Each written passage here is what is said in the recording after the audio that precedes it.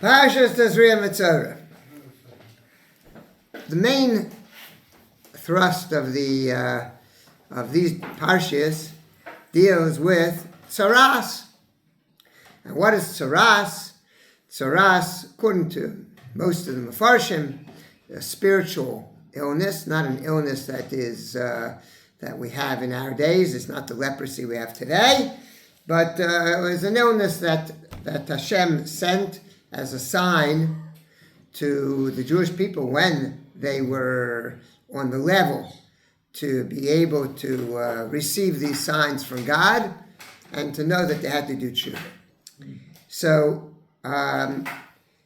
person had a mark on his body, and he came and he showed it to a Kohen, and the Kohen would say, this is a tameh or a tar. If it's tameh or it's a suffix, if it's a doubt, he has to go out of the camp for a week, and then after a week comes back, etc.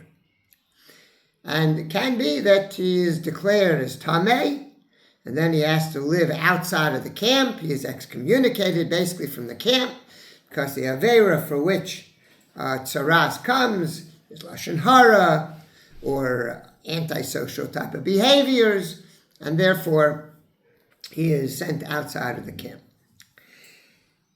A cousin of mine, there's a Masechet Negoim in Seder Taros, which is a very, very, very difficult book of Mishnayos, and has a lot of lamdus and details and lamdus that goes into it.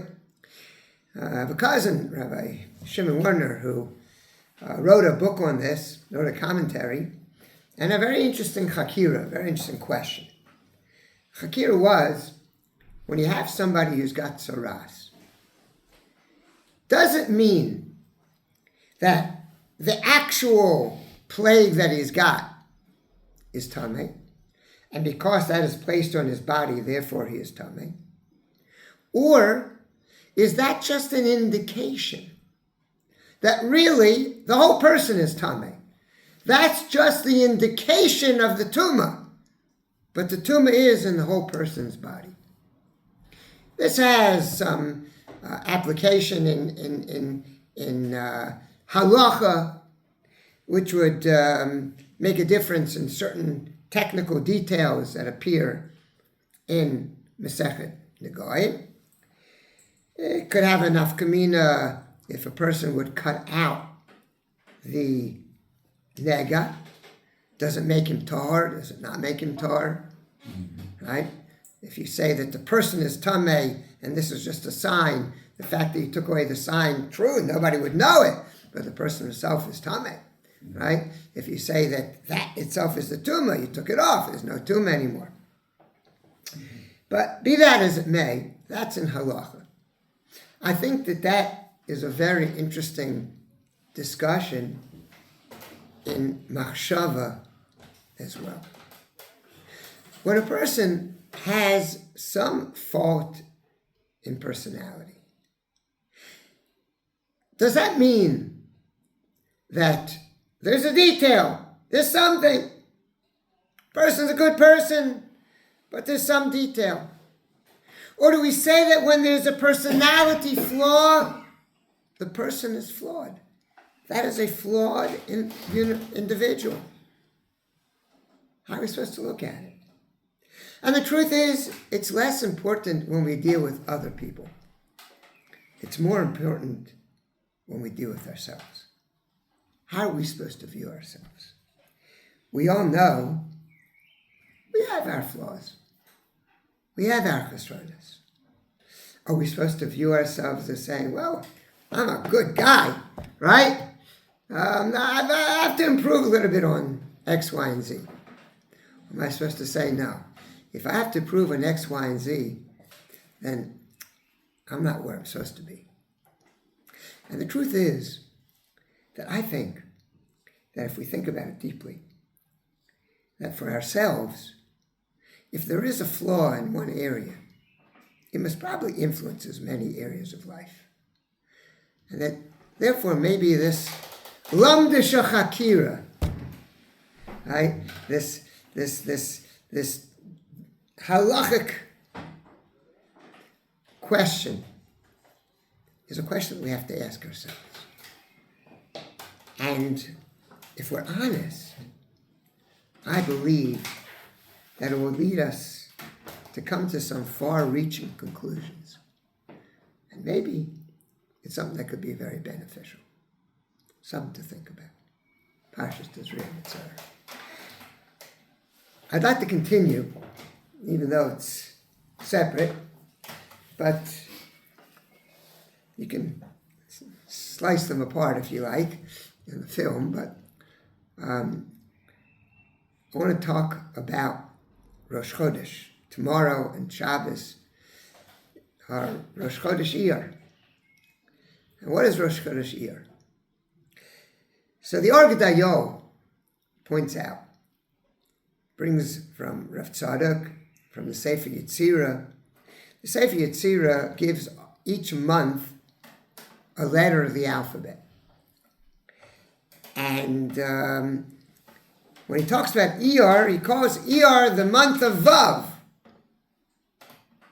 And the Rosh Chodesh iyar is the Rosh of Vav Behirhur. Says Rav Gedai, there's a difference between Hirhur and Machshava. What's the difference between Hirhurei Halev and Machshava? Says Rav Gedalia, the Shem Rav Tzadok, that Machshava is in the mind. Machshevet hamoach, haseichel. Hirhur is believe. It's in the heart. The difference is that a thought is purely intellectual. But a hirhur means that it's something that is penetrating to the depths of the human's soul. And Vav, he says, is expressed by the Sefer Yetzirah as the letter of truth. Why? Because Vav is the mechaber. Vav is the connection. The month of iyar connects Nisan to Sivan. Nisan, the month of Geula. Sivan, the month of Matan Torah. The connection, the real truth is in the making of that connection. We have to create that connection. The way that we create that connection is when we take facts that we know and we allow them to penetrate. We allow the machshava to become a hirhur. The machshava to become a penetrating feeling that I let it sink in. I let it become a deep understanding and feeling. Then that becomes an emes. There are a lot of things in Chodesh iyar. Some people who celebrate Yom HaAtzmaut, it's Chodesh iyar.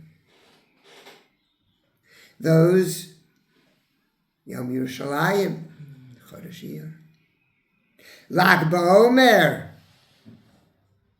Chodesh iyar. There's a lot to think about. Whether you celebrate it, you don't celebrate, what you celebrate, how you celebrate, it does make a difference.